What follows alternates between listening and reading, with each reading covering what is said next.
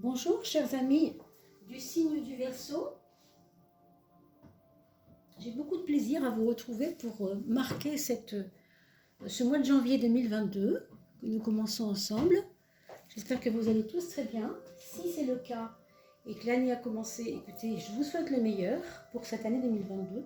On va rester concentré sur, pour l'instant, ce qu'il se passe pour nous dans le mois de janvier surtout. C'était quand même ça le but, c'est de rester focus sur le mois de janvier pour l'instant. Mais comme vous le savez, le mois de janvier, pour ceux qui savent cette méthode, on peut comparer le mois de janvier à l'année. L'année, au tout début, le premier jour de janvier, pour vous, si on est le 1er janvier chez vous en ce moment, eh bien c'est comparable au mois de janvier. Le 2 janvier sera comparable au mois de février, le 3 janvier au mois de mars, etc. etc. Vous réécouterez la vidéo pour ceux qui ne connaissaient pas cette façon de faire. Alors, mes chers amis, Verseau,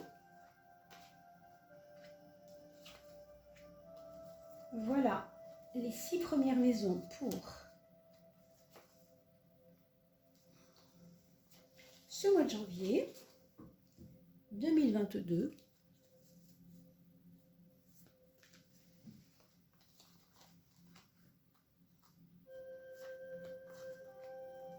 Et enfin, les 3 dernières maisons.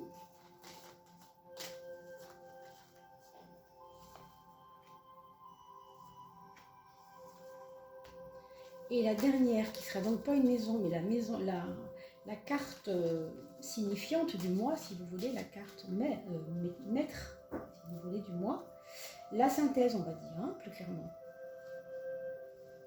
Là, voilà. Donc maintenant, on reste concentré sur janvier.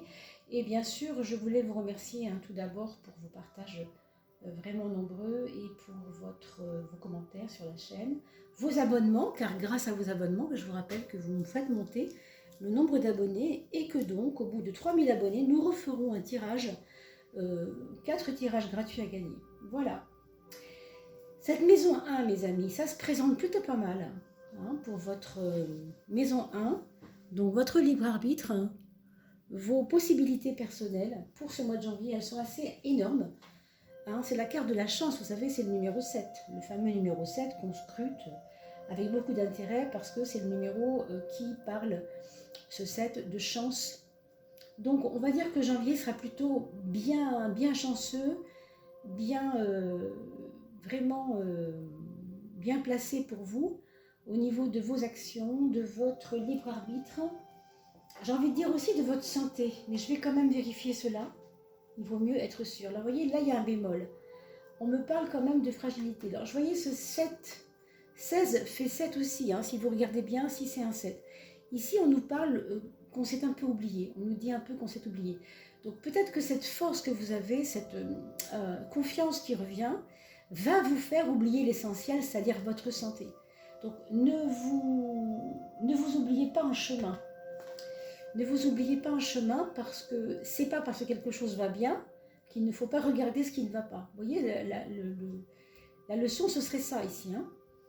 Je sais que ça va aller mieux, ça va être de mieux en mieux, ça va être intéressant et chanceux pour moi, donc tant mieux, c'est une bonne période, mais je ne peux pas m'oublier moi-même.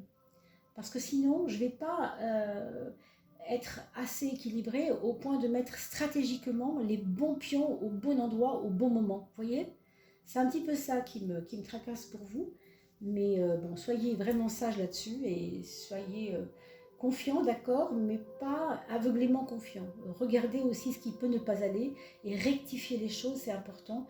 On va en reparler bien sûr. Alors heureusement, votre maison 10 se présente plutôt pas mal aussi, puisque vous avez déjà ce 7, ce chariot qui va démontrer une force et une capacité à tout dépasser, à tout dégommer, comme on dit.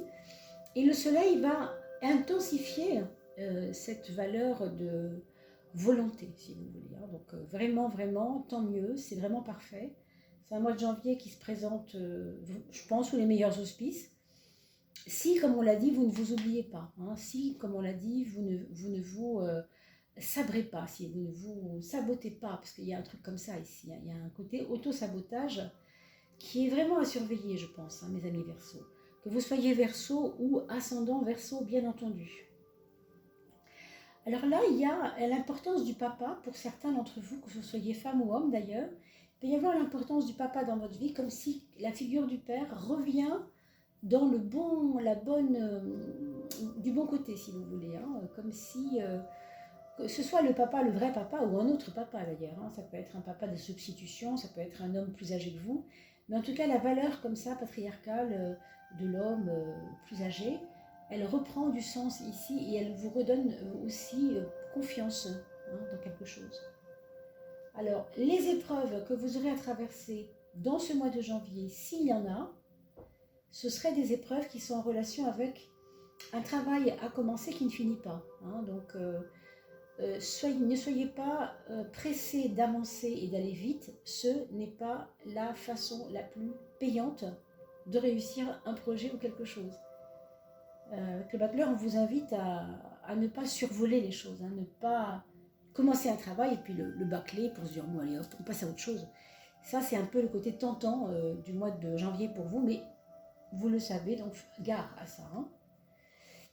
Pour les projets, là, pour certains d'entre vous, il pourrait y avoir dans votre mois de janvier un besoin, une envie, ou simplement un projet, oui, de pouvoir partir, de pouvoir déménager, de pouvoir changer de coin, changer de lieu, changer de ville, s'implanter ailleurs, changer le bureau, changer la configuration de la maison, mais en tout cas des projets liés à l'habitacle et liés au bien-être de la famille en général pour transvaser un petit peu votre famille dans un endroit mieux que celui où vous êtes actuellement. Pour la maison 5, la maison de l'amour, bon, ici, il n'y aurait pas grand-chose à dire, si ce n'est qu'il peut y avoir des problèmes d'argent qui peuvent venir ternir peut-être les amours. Hein. Donc, c'est bien d'avoir confiance aux autres. Hein. Il faut aussi, bien sûr, avoir confiance aux autres, c'est important. Et ne pas vivre avec la peur pour ça. Mais aussi, il faut savoir regarder quelles sont les choses qui vous paraissent compliquées. Par exemple, si vous avez un mari ou une femme dépensière, eh ben, c'est vraiment le moment de réajuster les choses, de lui faire comprendre que ce n'est pas la bonne période pour faire un petit peu n'importe quoi. Là, en ce moment, même s'il y a de la chance, on l'a vu tout à l'heure, pour autant, il faut surveiller tout ce qui est en relation avec ce qu'on vient de dire, matériellement parlant. On va le vérifier tout de suite. Bon, il y a une leçon à tirer par rapport à l'argent.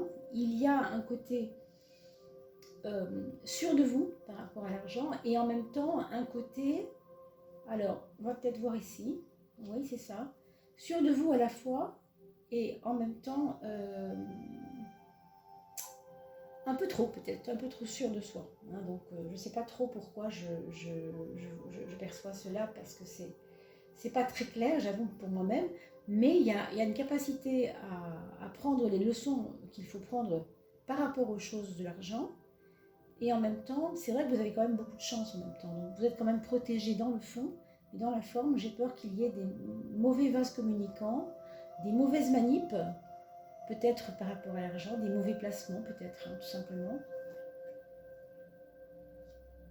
Il y a une reconstruction pour vous, mes amis, quand même. Certains d'entre vous sont en train de se reconstruire, ou en tout cas ont l'impression, ou ont ce besoin de dire ça y est, dans ma vie j'ai été jusque là, maintenant il faut vraiment que ce soit un renouveau pour moi, c'est important. Il y a un côté comme ça. Hein.